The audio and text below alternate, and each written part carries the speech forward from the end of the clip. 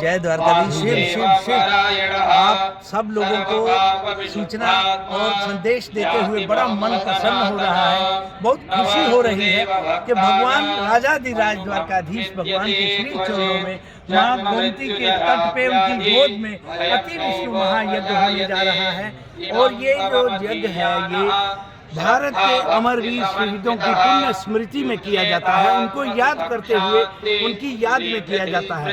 और ये लगातार 22 वर्ष हो गए हैं और ये यहाँ पे द्वारकाधीश भगवान की राजाधिराज की श्री चरणों में जो यज्ञ हो रहा है ये 44वां महायज्ञ है। इस यज्ञशाला में 108 हवन कुंड हैं और इस यज्ञशाला की विशेषता है कि उन्हीं वीर सपूतों को याद करते हुए उनके चित्रपट लगे हुए हैं। और हमारे भारत का आन बान शान, हमारा गौरव तिरंगा भारत का वो इस यज्ञशाला के शिखर पे लहराया जाता है। ये एक संदेश है पूरे दुनिया को और पूरे भारत को कि उन वीर सपूतों को कभी नहीं भुलाया जा सकता जिनकी याद में लगेंगे हर बरस मेले, वतन पे मिटने वालों का यही बाकी निशान है। क्या बात जी, खास करके ये प्रेरणा आपको कहाँ से मिली और द्वारका नगरी में ही क्यों?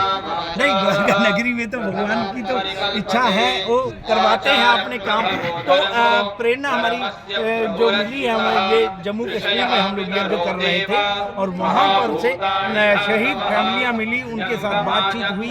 बात करने के बाद पता चला कि वास्तव में कोई भी व्यक्ति वस्त्र दान कर सकता है, धन दे सकता है, अन्न दान कर सकता है और कई लोग तो गौ दान भी करते हैं, भूमि दान भी करते हैं, लेकिन प्राण दान कौन कर सकता है? तो प्राण दान करने वाले ऐसे वीर सपूतों को कभी भी हम लोगों ने, भारतवासियों ने भूलना नहीं चाहिए। तो मेरा संकल्प वहीं से शुरू हुआ कि आज के बाद कोई भी यज्ञ होगा तो इन्हीं वीर सपूतों के नाम समर्पित करते हुए इनकी याद में अति विष्णु महायज्ञ किया जाएगा। गुरु जी, खास करके द्वारका की बात बड़ा धाम है, सातपुरी में मोक्षपुरी है और द्वारका में यज्ञ का क्या फल हो सकता है? और लोगों भी ऐसा कोई यज्ञ करे तो क्या द्वारकाधीश का कैसे आशीर्वाद मिल सकते हैं? देखिए, द्वारकाधीश की नगरी तो ऐसी है, राजाधिराज है और आप हम सब समझ सकते हैं कि भगवान जो है यज्ञ नारायण है और यज्ञ के बिना तो भगवान ठाकुर जी राजाधिराज भी नहीं रह सकते, क्योंकि वो भी नित्य प्रति जो है, जो उनका नित्य का जो भगवान का कार्यक्रम था, भगवान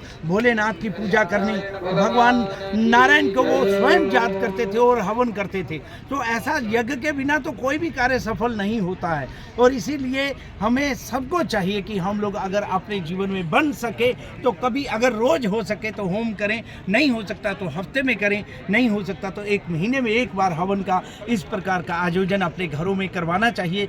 एक तो शुद्ध होता है, दूसरा बुद्धि शुद्ध होती है। मंत्र उच्चारण करने से वास्तव में परमात्मा प्रसन्न होते हैं। परमात्मा वास्तव में मंत्र, जैसे अभी किसी भी व्यक्ति को आप अगर नाम से बुलाते हैं और उसको पता चल जाता है कि मुझे बुलाया जा रहा है, वो सुनेगा तो जरूर आएगा। तो इसी तरह से जब उसके नाम से उनको बुला करके उनको मान सम्मान और भोग लगा करके प्यार से जब हम उनको नतमस्तक होकर के प्रणाम करते हैं तो वो प्रसन्न होकर के वरदान भी देते हैं। वरदान आपकी इच्छा पे निर्भर करता है कि आपको क्या चाहिए। तो हम लोग तो सब साधु हैं, हमें तो यही चाहिए कि सर्वे भवन्तु सुखिना, सारा संसार सुखी हो, सुखी बसे संसार सब, दुखिया रहे ना कोई, ये अभिलाषा हम सब की है, भगवान पूरी हो जी।